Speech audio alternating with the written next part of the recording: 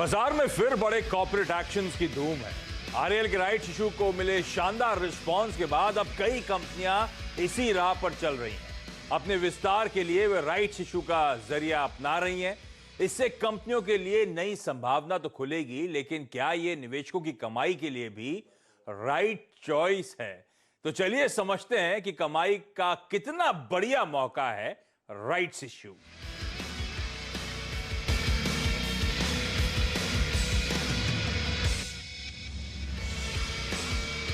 तो rights issue पे खास प्रोग्रामिंग, इसलिए शो का नाम यही है राइट्स चॉइस।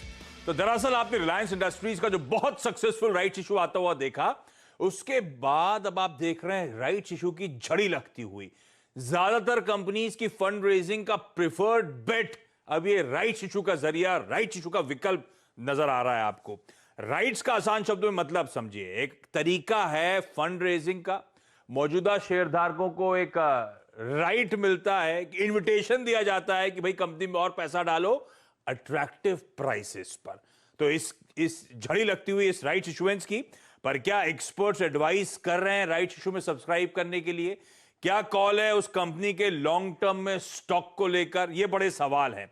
क्या उस मैनेजमेंट पर, क्या उस कंपनी पर दाव लगाना चाहिए? क्या पैसा लगाना चाहिए? तो इस पे मदद करने के लिए हमारे साथ हेम सिक्योरिटीज के आस्था जैन और सेठी फिनमार्ट के विकास सेठी साहब जुड़ते हुए। आप दोनों का स्वागत है। अगले आधे घंटे में जितने राइट्स इशू खुले हैं, खुल रहे हैं, कोशिश करूंगा उन सबको टच अपॉन करूं, आप लोगों के लिए क्लियर कट राय लेकर आऊं। लेकिन सेठी साहब, जैसे मैंने ओपनिंग रिमार्क्स में कहा, रिलायंस ने तो पूरा मूड ही बदल दिया है। सारी कंपनीज को अब राइट्स इशू एक विकल्प के तौर पर नजर आने लगा है। बहुत सालों बाद राइट्स इशुएंस के जरिए फंड रेजिंग वापस चलन में आ रही है ना सर? बिल्कुल बिल्कुल आशीष, देखिए जैसे रिलायंस ने एक राइट्स अनाउंस किया और एक बहुत ही सफल राइट्स इशू था। एक तो लॉकडाउन के पीरियड में इतनी बड़ी रकम जुटाना और रिलायंस को जो डेट फ्री होने की मुहिम थी, उसका भी एक कारण था कि इनको राइट्स के जरिए और राइट्स इशू के जरिए उन्होंने जो रिटेल शेयर होल्डर्स को भी अच्छी तरह से रिवॉर्ड किया। बिकॉज राइट्स इशू के बाद अगर आप देखेंगे तो वो एक तो उस समय के दी देन मार्केट प्राइस के भी डिस्काउंट पे था और वहां से स्टॉक पे जो चाल आई है, तो जिन रिटेल निवेशकों को ये राइट्स इशू 1257 के लेवल्स पे मिला, आज उनके 600 रुपए बन गए। प्लस रिलायंस के राइट्स इशू में एक खास बात ये भी थी, एक बड़े प्राइस का स्टॉक था, तो उन्होंने एक जो एप्लीकेशन, जो पेमेंट की भी एक सुविधा दी। सिर्फ आपको 25% उस समय लगाने थे और बाकी के जो 75% थे वो आने वाले दिनों में होंगे। मतलब एक तरीके से कॉल ऑप्शन दे दिया 1257 पे स्टॉक में अप्लाई करने का, तो जो कि एक बहुत ही इनोवेटिव तरीका भी था। और उसी तर्ज पे हमने देखा कई राइट्स इशू अब आ भी रहे हैं और एक अच्छा जरिया है प्रोमोटर्स को एक तो अपनी जो कंपनी में एक फंडिंग करने का, प्लस इसके जरिए जब वो फंडिंग करते हैं तो खुद भी वो राइट्स में पार्टिसिपेट करते हैं, जो कि दर्शाता है कि प्रोमोटर्स का खुद का भी कॉन्फिडेंस है बिजनेस के ऊपर। तो all in all a very good approach to raising money and rewarding your own shareholders at a discounted price to the current market price. तो एक rights issuance, mega rights issuance, उसकी गजब की success, उसके बाद तमाम India ink की companies को अभी अच्छा विकल्प लगने लगा है फंड रेजिंग के लिहाज से। एक एक करके उन स्टॉक्स पे बातचीत की शुरुआत करने वाला हूं। और सेठी साहब, पहला स्टॉक जो है Aditya Birla fashion and retail, इसका राइट्स इशू जो है सब्सक्रिप्शन के लिए खुला हुआ है। 22 जुलाई को जाके बंद होगा। डिटेल्स आप लोगों की स्क्रीन पर आएंगी। 110 रुपए का राइट्स का ऑफर प्राइस है, 995 करोड़ रुपीस, कह लीजिए आसान शब्दों में 1000 करोड़ रुपए मोबिलाइज करने की कंपनी की योजना है। और ये पेमेंट स्ट्रक्चर जैसे आपने रिलायंस में देखा था, वैसे ही पेमेंट स्ट्रक्चर के साथ ये भी आए हैं। तो 110 रुपए का भुगतान कैसे होगा? 22 जुलाई तक आपको एप्लीकेशन मनी या फर्स्ट ट्रांच भरना है 50%, 55 रुपए का। उसके बाद पहला इंस्टॉलमेंट जनवरी 2021 में बचे हुए 25% का, यानी कि 27.5 रुपए का, और आखिरी का 27.5 रुपया जो फाइनल कॉल है वो जुलाई 2021 में पैसे दे होंगे। तो बिल्कुल राइट्स, रिलायंस के राइट्स इशू के तर्ज पे इन्होंने अपना भी राइट्स इशुएंस स्ट्रक्चर करा है।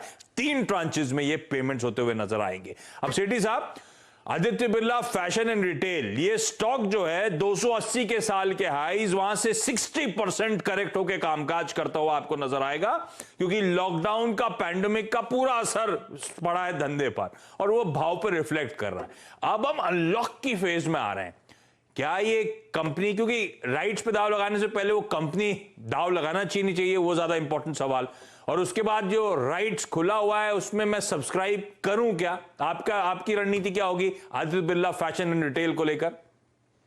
देखिए आशीष, वैसे देखिए एक अच्छी कंपनी है, अच्छी पेडिग्री है, आदित्य बिरला ग्रुप के स्टेबल से आती है और अच्छे ब्रांड्स है, अच्छे स्टोर्स है इनके, बट स्टॉक में और हमने ऊपरी लेवल से बहुत अच्छी खासी गिरावट भी देखी है, जो आमतौर पे सभी रिटेल स्टॉक्स के साथ हुआ, और खास करके रिलायंस की एजीएम के बाद भी हमने देखा कि जो उन्होंने मेगा प्लान्स लॉन्च करे उसके बाद बाकी के रिटेल स्टॉक्स में दबाव आया है, बट करंट लेवल्स पे इस पे होल्ड या खरीदारी करने की सलाह रहेगी। और मुझे लगता है जो राइट्स का इनका जो प्राइस है वो करंट मार्केट प्राइस से बहुत कुछ ज्यादा डिस्काउंट पे नहीं है, बट जो एक फंडिंग की बेनिफिट है, अगर आप राइट्स के जरिए अप्लाई करते हो तो आज सिर्फ आपको 25% ही देने पड़ते हैं और बाकी over a period of time देना पड़ता है, तो उस लिहाज से वो अट्रैक्टिव लगता है। बाकी चूंकि स्टॉक पे व्यू बुलिश है over a longer period of time, मुझे लगता है राइट्स पे सब्सक्राइब करना चाहिए। तो राइट्स, जो सेठी सर राइट्स इंटाइटलमेंट की बात कर रहे हैं, राइट्स इंटाइटलमेंट भी आजकल ट्रेड होता है ना? तो राइट्स एंटाइटलमेंट जो ट्रेड हो रहा है, स्टूडियो में आने से पहले मैं चेक कर रहा था, 10 रुपए के भाव पे ट्रेड हो रहा है। ऑफर प्राइस है 110 का, मौजूदा स्टॉक का भाव 116 का है, तो ऐसा कोई बहुत अट्रैक्टिव वहां पे डिस्काउंट नहीं चल रहा है जो अट्रैक्टिवनेस हो। लेकिन आदित्य बिरला फैशन रिटेल के स्टॉक पर लॉन्ग टर्म कॉल जो है वो खरीदारी करने की है और राइट्स में आपको सब्सक्राइब करना चाहिए उस लिहाज से। तो थम्स अप आता हुआ इस कंपनी के स्टॉक पर, इस कंपनी के राइट्स इशुएंस पर। लेकिन राइट्स इशुएंस में मैंने कहा डिस्काउंटिंग तो ज्यादा है नहीं। अच्छी बात यह है कि स्टैगर्ड पेमेंट है, जैसे रिलायंस के राइट्स इशू में हमने देखा था। यहां पे भी अपफ्रंट सिर्फ 50% देना है और 50% स्टैगर्ड FY21 नहीं, कैलेंडर ईयर 2021 में पेमेंट करना है। तो थम्स अप आता हुआ आप लोग की स्क्रीन पर। अच्छा, आज आपने देखा होगा, नोटिस करा होगा, ऊपर वो स्माइलीज वाइलीज बन के आ रहे हैं, थम्स अप बना हुआ है, यही है राइट चॉइस में। आज दरअसल हम लोग राइट्स इश्यूज पे तो बात कर ही रहे हैं, साथ साथ वर्ल्ड इमोजी डे भी सेलिब्रेट करने का मन था, क्योंकि इमोजीज हम लोग की लाइफ में कितने एसेंशियल हो चुके हैं, आपने नोटिस करा ही होगा। चैट करते हैं तो उसमें इमोशंस को एक्सप्रेस करने के लिए इमोजी, जब भी शॉर्ट ऑफ वर्ड्स होते हैं कोई ना कोई इमोजी हमारी मदद करने के लिए आ जाता है। काहे का शॉर्ट ऑफ वर्ड, कई बार आलस मार रहे होते हैं तो भी इमोजी से काम हो जाता है, और कई बार तो पूरी चैट सिर्फ इमोजीज के थ्रू ही हो जाती है दो लोगों के बीच में। तो इमोजीज की इतनी ज्यादा अहमियत हो चुकी है, तो आज सोचा राइट इशू पे बात कर रहे हैं, वर्ल्ड इमोजी डे है तो उसको भी सेलिब्रेट करना चाहिए। ऐसे में आस्था, कोई ना कोई फेवरेट इमोजी तो आपका भी होगा, बताइए कौन सा फेवरेट इमोजी है आपका? बेसिकली मैं हमेशा बिलीव करती हूँ कि अगर एक स्माइल है जो सभी के लिए बहुत यहाँ पे कारगर साबित होती है, चाहे शेयर मार्केट हो चाहे हमारी लाइफ हो। सो मेरा जो फेवरेट इमोजी है, इनफैक्ट मेरी डॉटर का भी जो फेवरेट इमोजी, वो स्माइली जो हमेशा एक स्माइलिंग वाला रहता है वो है। तो मेरे हिसाब से कोई भी परिस्थिति हो, हमेशा एक स्माइल फेस पे रहनी चाहिए, क्योंकि कितना भी अंधेरा हो शायद उजाला आगे आने वाला ही रहता है। तो स्माइली में हमेशा स्माइलिंग वाला रहेगा मेरा फेवरेट इमोजी, और शायद आपकी स्क्रीन पे भी वही आ रहा होगा। पता नहीं, मैं इंतजार कर रहा हूँ डॉक्टर साहब, स्क्रीन पर दिखाइए वो स्माइलिंग वाला इमोजी जो आस्था की पसंदीदा इमोजी है, अगर आपके पास हो तो हाँ, खैर स्माइल वाला इमोजी हमेशा वो पॉजिटिव फीलिंग्स भी जनरेट करता है। सेठी साहब, आपका फेवरेट इमोजी कौन सा है? देखिए वैसे तो फेवरेट बोलेंगे तब तो वो जो एक आता है ना, जिसमें अपन जब बहुत ज्यादा खुश होते हैं और कोई अच्छा जोक वगैरह आता है, आंसू भी निकल आते हैं, जिसमें एक फेस जिसपे आंसू निकल रहे होते हैं। करेक्ट। तो वो वाला तो बहुत ही पसंदीदा है। और बाकी आमतौर पे जो यूज होता है वैसे इमीडिएटली तो वो स्माइली वाला होता है, या फिर आप एक ह्यूमिलिटी को जो इंडिकेट करने वाला प्रणाम करते हुए जो एक रहता है, तो वो आमतौर पे ज्यादा यूज होता है। But my favourite would be that face with those tears of Joy. वो तो दोनों की खुशी वाले इमोजी है। आस्था का वो जो स्माइलिंग इमोजी वो तो स्क्रीन पे आ गया है।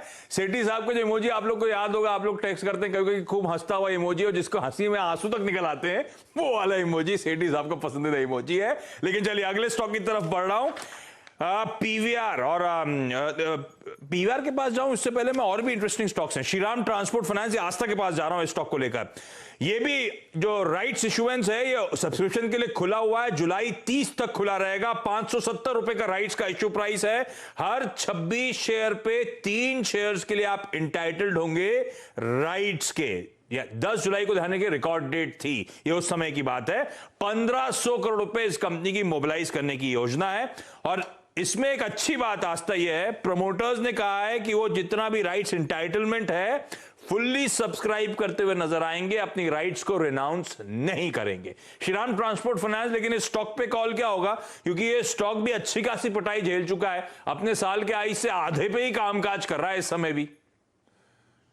जी बिल्कुल आशीष, बेसिकली देखा जाए तो जो कंपनी जिस सेक्टर को बिलोंग करती है, एनबीएफसी सेक्टर, सबसे ज्यादा मार इसी सेक्टर ने झेली है कोविड की वजह से, और इसी वजह से इस सेक्टर की कंपनियों को लेके थोड़ा सा मैं अभी कॉशियस हूँ। श्रीराम ट्रांसपोर्ट फाइनेंस की हम पर्टिकुलरली बात करें तो कंपनी की जो फाइनेंशियल्स आए थे वो बहुत ज्यादा कुछ एनकरेजिंग नहीं थे और वो एक्सपेक्टेड लाइंस पे ही थे, लेकिन आगे जाते हुए मुझे जो यहाँ पे बड़ा कंसर्न लगता है वो असेट क्वालिटी को लेके लगता है। सो मेरे हिसाब से असेट क्वालिटी का एक कंसर्न आगे जाते हुए भी इस कंपनी के साथ रह सकता है। जिस तरह से जो लोअर फ्लीट यूटिलाइजेशन यहाँ पे हो रहे हैं, मेरे को लगता है वो कंपनी के बिजनेस को आगे जाते हुए भी इम्पैक्ट करेगा कोविड की वजह से। So all together Shriram transport finance company का राइट अभी आ रहा है, बट मेरे हिसाब से थोड़ा ये नीचे जाता है, तभी इसमें तभी इस शेयर को बाय करना चाहिए। राइट में पार्टिसिपेट करने के लिए अभी मैं सलाह नहीं दूंगी। तो मेरे हिसाब से एनबीएफसी सेक्टर की कंपनी से थोड़ा सा अभी दूरी बनाए रखें, और जब भी यहाँ पे स्थिति सुधरेगी तभी यहाँ पे इन्वेस्ट करने की सलाह रहेगी। तो मेरी तरफ से अभी तो इसमें पार्टिसिपेट ना करें तो ज्यादा बेहतर ऑप्शन रहेगा।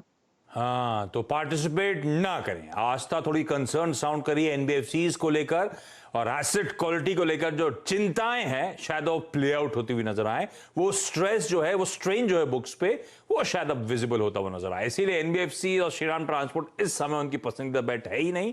इसीलिए ये भी इमोजी भी काउंट हो गया, थम्स डाउन आ गया आप लोग की स्क्रीन पर।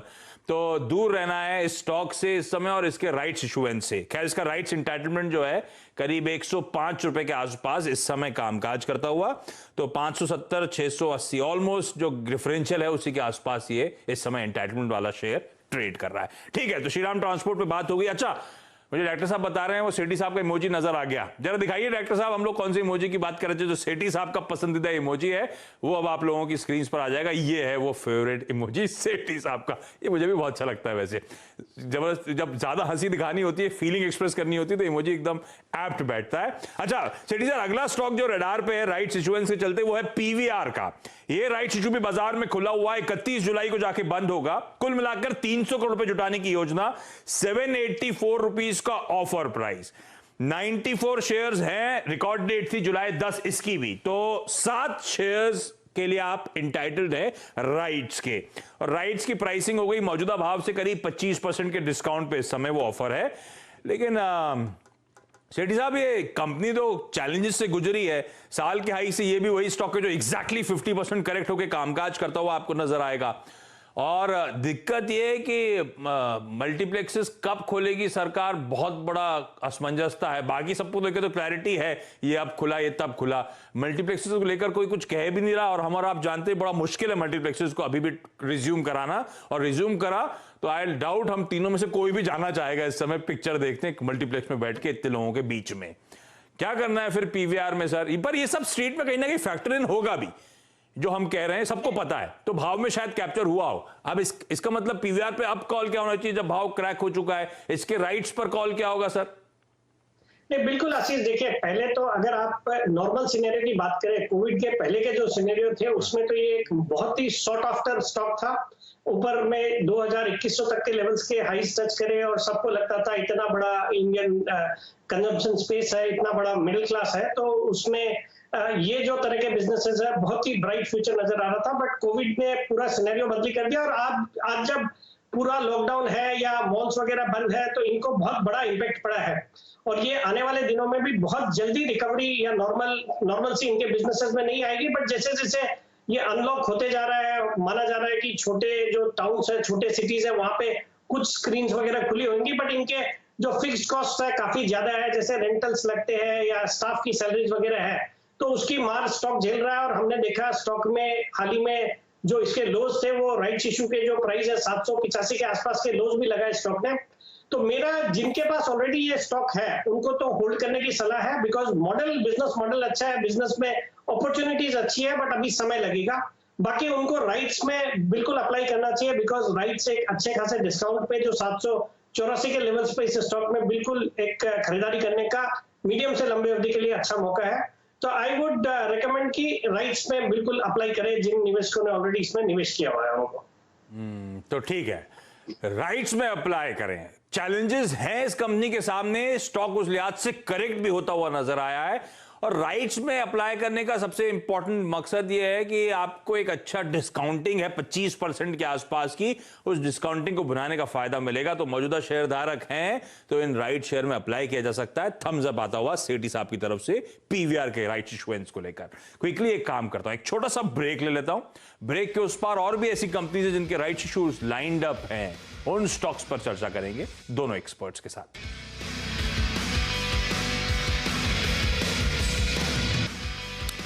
ब्रेक के बाद आपका स्वागत है। हमारे शो का नाम है, यही है, राइट्स चॉइस। तो दरअसल रिलायंस इंडस्ट्रीज के बहुत सक्सेसफुल उस मेगा राइट्स इशुएंस के बाद कई सारी इंडिया इंक की कंपनीज की अब झड़ी लगती हुई जो फंड रेजिंग करना चाहती हैं राइट्स इशू के जरिए। तो कई सारे स्टॉक्स उस कड़ी में डिस्कस हो चुके हैं ब्रेक से पहले। कुछ और स्टॉक्स है जिनकी लाइन है, जिनकी राइट्स इशुएंस लाइंड अप हैं, उन पे चर्चा कर ली जाए। सेठी सर, अगला स्टॉक है Mahindra and Mahindra financial services या महिंद्रा फाइनेंस, जिसके नाम से ज्यादातर लोग इसे जानते हैं।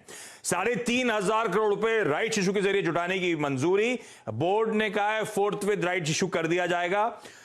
अब इस कंपनी के साथ दिक्कतें हैं, जैसे आस्था कह रही थी, एनबीएफसी पेन में है। अब इसका जो Q4 का प्रॉफिट था 62% का डिक्लाइन था। Q4 में कोविड के चलते 650 करोड़ की प्रोविजनिंग करनी पड़ी इनको। तो दरअसल ये फंड रेजिंग हो रही है अपनी बैलेंस शीट को दुरुस्त करने के लिए। ये फंड रेजिंग हो रही है, होपफुली बैलेंस शीट को दुरुस्त करने के बाद कुछ एक्स्ट्रा कैपिटल हो तो ग्रोथ को कैप्चर करें। कोविड के बाद जो अगर पीक होती है, ग्रोथ इंप्रूव होती है। पर ये स्टॉक पे कॉल क्या होगा सर? चैलेंजेस हैं, पैसा रेज कर रहे हैं, बैलेंस शीट को रीसेट करने की कोशिश कर रहे हैं, स्टॉक करें क्या? कुछ लोअर लेवल से स्टॉक में हरकत आना जरूर शुरू हुई है, अभी भी अट्रैक्टिव लगता है क्या? नहीं, बिल्कुल आशीष, देखिए वैसे एक अच्छी क्वालिटी की एनबीएफसी है। मतलब आप एनबीएफसी स्पेस में अगर ढूंढेंगे तो टॉप जो 5 एनबीएफसी है उसमें इसका भी नाम आएगा। बिकॉज एक तो मैनेजमेंट अच्छा है, एक अच्छी पेडिग्री है, backed by the Mahindra group. और दूसरा सबसे अच्छी बात है कि ये कंपनी ज्यादा फोकस्ड है रूरल इकोनॉमी पे, रूरल सेक्टर पे, लैंडिंग पे ज्यादा फोकस्ड है। और वहां पे ये जो पेंडेमिक का या लॉकडाउन का असर कंपेयर टू बड़ी सिटीज कम देखा गया है। और रूरल इकोनॉमी में रिकवरी भी फास्टर हो रही है, तो उसका भी एक फायदा एम&एम फाइनेंस जैसी कंपनी को डेफिनेटली देखने को मिलेगा। फिर इस बार मानसून भी नॉर्मल हुए हैं, तो मुझे लगता है करंट लेवल्स पे या कोई भी गिरावट पे इस स्टॉक को खरीदारी के लिए बिल्कुल कंसीडर किया जा सकता है। अगर आपका 9 से 12 महीने का नजरिया है तो मुझे लगता है यहाँ से अच्छे अपसाइड इस स्टॉक में एक बार नॉर्मल सी बहाल होगी तो इस स्टॉक में देखने को डेफिनेटली मिल सकते हैं। तो I would recommend hold at the current levels और बाय ऑन डिक्लाइन से दिखा दिया। ओके, तो Mahindra and Mahindra finance hold करें और किसी भी गिरावट में खरीदारी करने के स्टॉक पे मौके ढूंढिएगा। अगले 9 से 12 महीने के लिहाज से शायद ये कंपनी यहां से आउट परफॉर्म करती हुई नजर आए। एक और interesting company gateway district parks, इसका भी राइट्स इशू के जरिए 150 करोड़ रुपए जुटाने की योजना है। अच्छा, कई सारे विकल्पों में से राइट्स इशू एक है जिसमें फंड रेजिंग करना चाहते हैं। अब ये लॉजिस्टिक्स कंपनी है, container freight station, inland container depots वगैरह, ये सब का धंधा है। और साथ साथ ध्यान रखिए इसकी एक सब्सिडी है, गेटवे रेल फ्रेट मेरे ख्याल से। और ये जो प्राइवेट ट्रेन चलाने की तैयारी हो रही है ना, उसमें इसने भी पार्टिसिपेट करा था जब रेलवे ने डिस्कशंस कर रहे थे। तो रडार पे रखिएगा, आजकल वो स्टॉक सब हरकत में आ रहे हैं। लेकिन आज तक गेटवे डिस्ट्रिक्ट पार्क्स साल के आइज 140 वहां से कलेक्ट होकर कामकाज कर रहा है। बहुत लंबे समय से कुछ करके नहीं दिखाया इस तरह की कंपनियों ने। दाव लगाऊं क्या? बेसिकली गेटवे डिस्ट्रिक्ट पार्क हमें ठीक लगती है और यहाँ पे बैंक का कॉल देना चाहूंगी। क्यों? क्योंकि सबसे पहले तो देखिए आशीष की इनकी जो ऑपरेशनल परफॉर्मेंस थी वो इस एनवायरनमेंट में भी बहुत बेहतरीन कंपनी ने दी है। क्योंकि ये एसेंशियल सर्विसेज में आते हैं। जो रेल बिजनेस है, जो कोल्ड चेन बिजनेस है, वो आगे जाते हुए भी परफॉर्म ठीक ही करेंगे एसेंशियल सर्विसेज में आने की वजह से।